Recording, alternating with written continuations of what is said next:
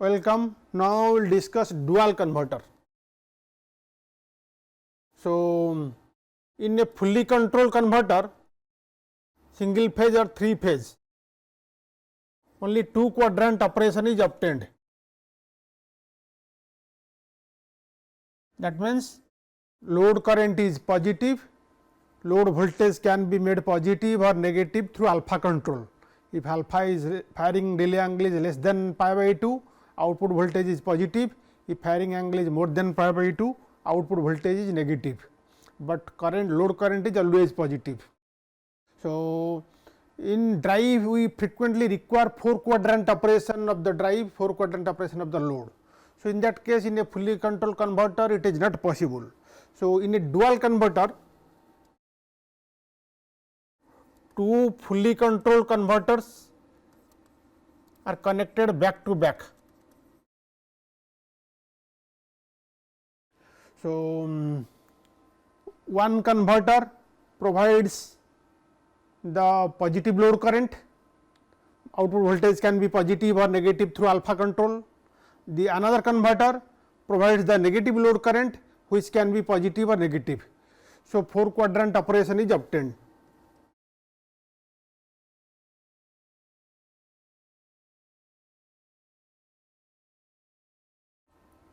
So, let us understand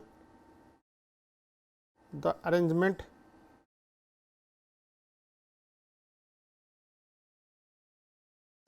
So, this is a fully controlled converter, say it is a single phase fully controlled converter, and this is also another fully controlled converter single phase, and they are connected back to back like this. So, the load is here. So, this is a inductor, let us write LR1, this is another inductor LR2. So, this is converter 1 whose firing angle delay angle is alpha 1, this is converter 2 whose firing delay angle is alpha 2.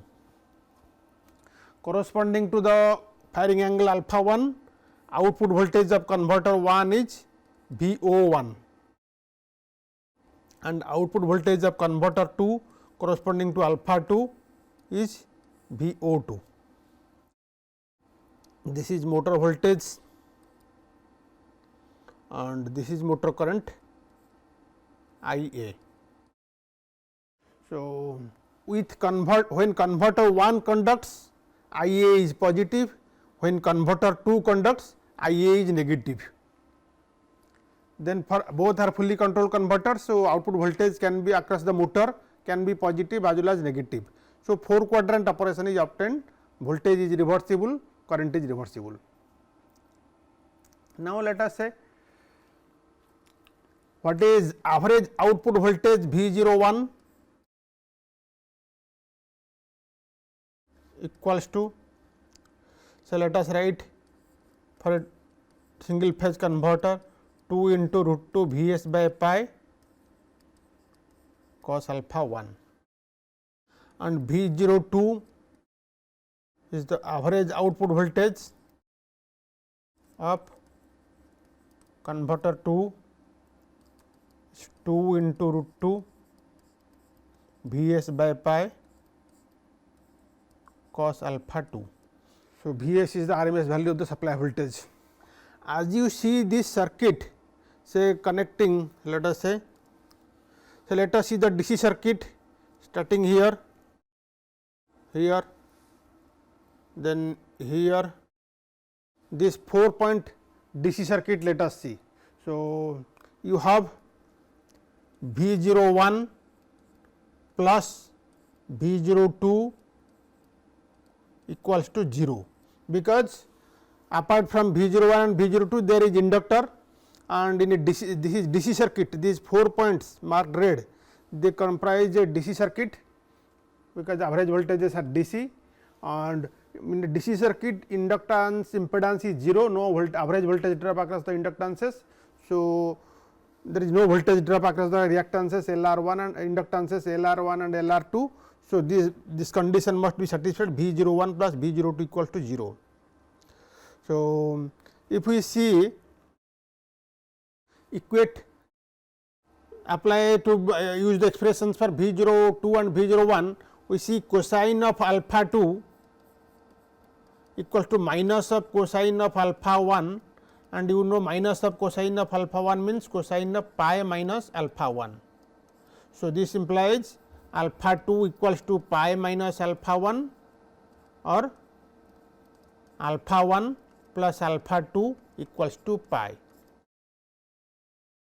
So, this is the essential condition for dual converter.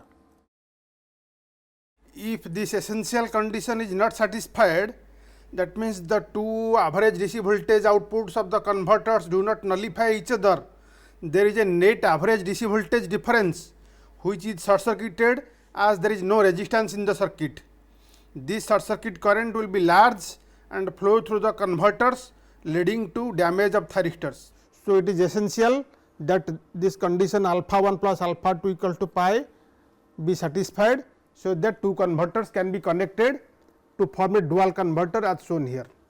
So, this is the discussion for the single phase dual converter consisting of two single phase fully controlled converters.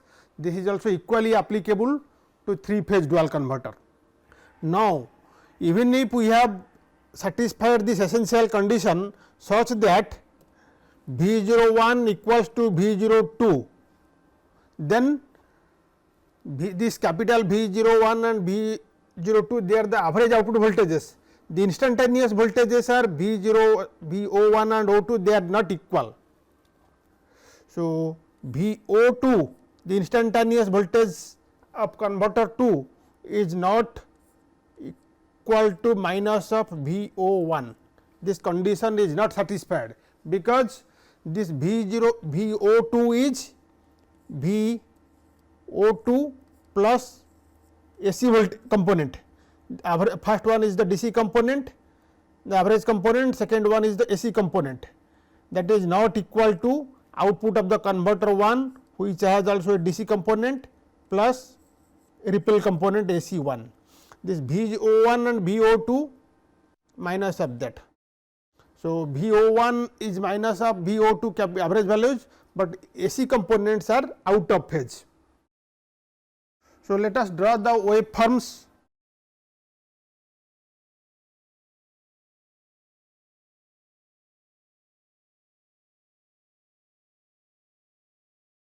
This is supply voltage V s. Let us write this is alpha 1 and this is alpha 2. So, that alpha 2 equals to pi minus alpha 1. So,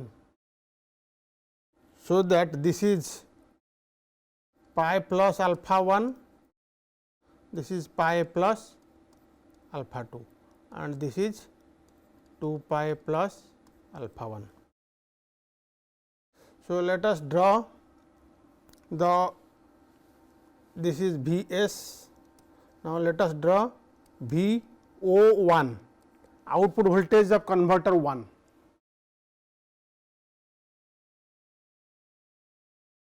Output voltage of converter 1 is like this, from alpha 1 to pi plus alpha 1 output voltage equals to V s, from pi plus alpha to 2 pi plus alpha 1 it is minus of V s. Now, also let us draw the output voltage of converter 2, that is V O 2. So, V O 2 this is alpha 2 .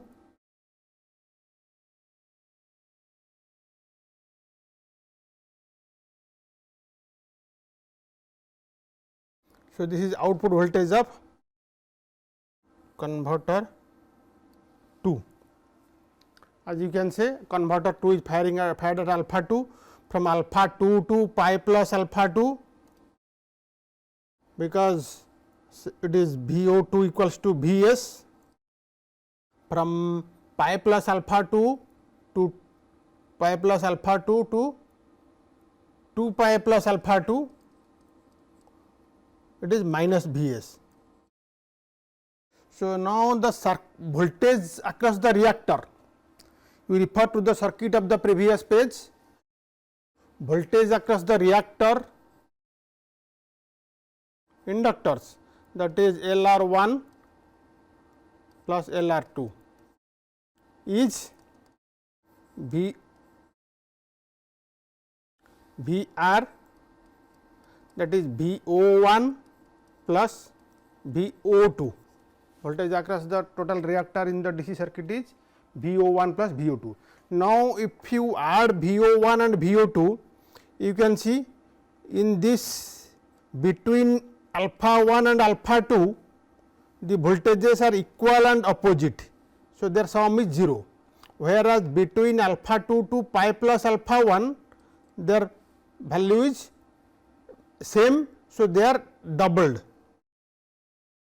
So, I am drawing VR, which is VO1 plus VO2.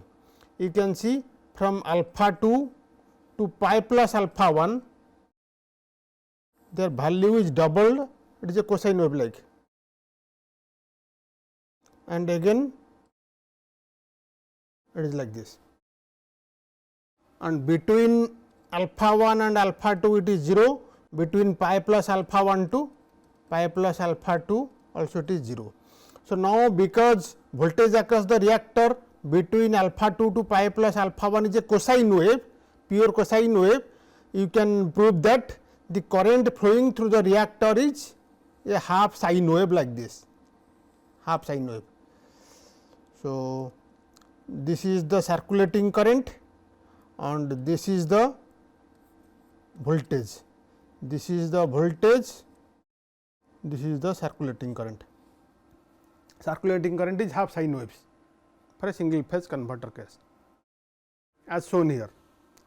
And this is now last waveform. You can see from alpha 2 to pi plus alpha 1, the output voltage is just like a cosine wave, just twice the value of one output voltage during this interval. Now, let us summarize some features.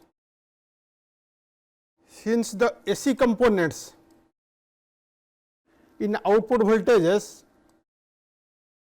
of two converters are out of phase, as you have seen, this results in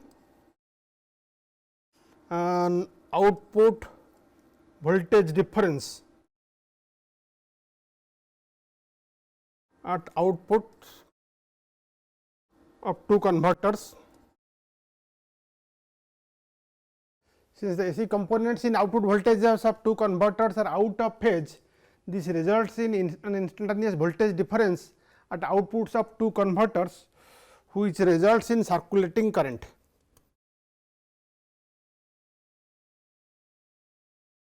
This circulating current flows between two converters, but does not flow through the load.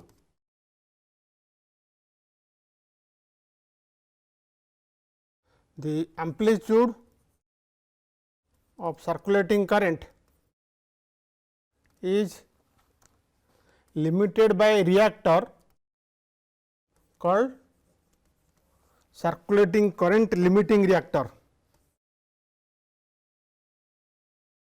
basically inductor. Reactor is the inductor. So, with this circulating current, one converter carries load current plus circulating current. Other converter carries only circulating current.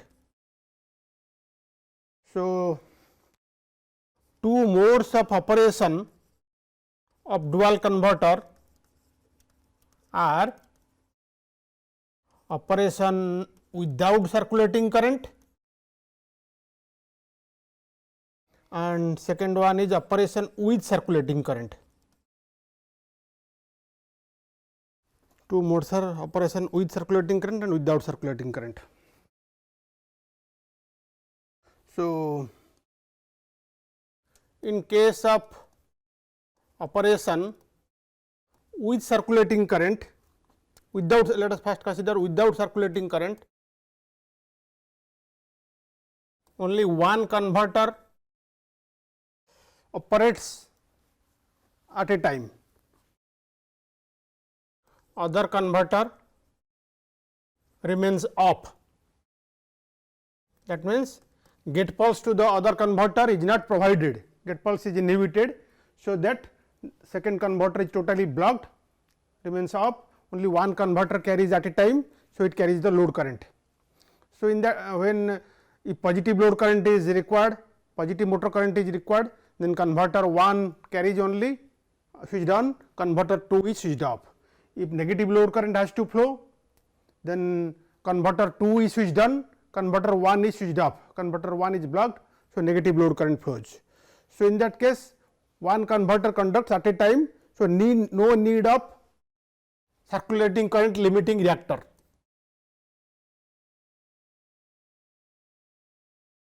But one precaution must be taken, because there is no reactor. So, there are two converters transition from one converter to other. During that time some dead time must be allowed when both the converters are switched off. Otherwise, when the second converter is triggered, receives the gate pulse and start switched on, switches of the converter 1 may not be totally switched off. So, that there will be a short circuit of the AC source through the switches thyristors, leading to high short circuit current and damage of the switches.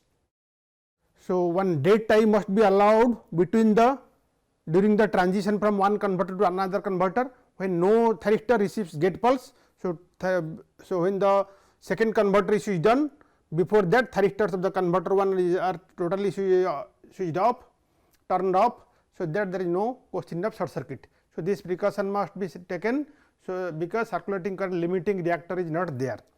But in the second mode, circulating current mode, both converters conduct with a circulating current, both conduct simultaneously with a circulating current limiting reactor.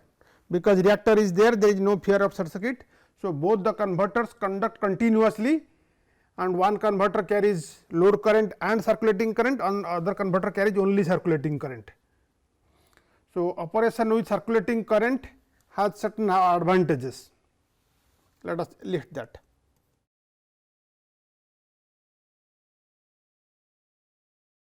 First of all, circulating current keeps both the converters in continuous conduction.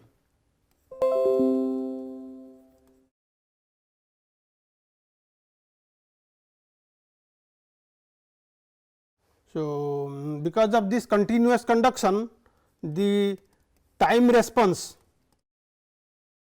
for changing from one converter to one other converter becomes fast, because both the converters are switched on and carrying current. Time response for changing from one converter to other converter is fast. That means, reversal of current, load current, reversal of current is smooth and fast. So, these are the advantages. However, there are certain disadvantages. The disadvantages are, first of all, need of reactor, that means extra cost. Then reactor will definitely have certain resistance. So, power loss in reactor, and also poor power factor. So, these are the demerits associated with operation with circulating current. Then next we will discuss a 3-phase dual converter. So, principle is same. converter 1 has firing angle alpha 1, converter 2 has firing angle alpha 2. So, they are 3 phase fully controlled converters, both are 3 phase fully controlled converters. So, there is a reactor and motor is in between. Similarly, you have VO1 output voltage of converter 2 and VO2 output voltage of converter 2. VO1 is like this and VO2 is like this, minus plus, here minus plus. So, let us draw the waveforms for a case, and in this case also you can write VO1 output, average output voltage VO1 is VDM maximum value into cos alpha 1 and VO2 equal to minus of VD max cos alpha 2. So, VO2 no VO2 this is plus, VO2 equals to minus of VO1 requires alpha 1 plus alpha 2 equals to pi. So, let us draw the waveforms for a case when alpha 1 equals to 60 degree and alpha 2 equals to 120 degree. For this case, we will draw the waveforms. First, we will draw VO1 for which alpha 1 is 60 degree. 6 pulse converter. So, you have for alpha 1 equal to 60 degree, it is like this. Next, let us draw output voltage of converter to VO2 for which alpha 2 is 120 degree. This is 0 voltage, and as you know, for alpha equal to 60 degree, output voltage just touches 0, but does not go negative. But when alpha 2 is 120 degree, output voltage will be shifted by another 60 degree from 60 degree waveform corresponding to alpha equal to 60 degree. When alpha is 120 degree, output voltage will be shifted by 60 degree. That means, it will be totally negative from 0 to totally negative, not at all positive, like this. VO2 is totally negative below the positive line. So, now the voltage across the reactor, this is the circulating current reactor, voltage across the reactor is VO1 plus VO2, and if you add these two waveforms, you can see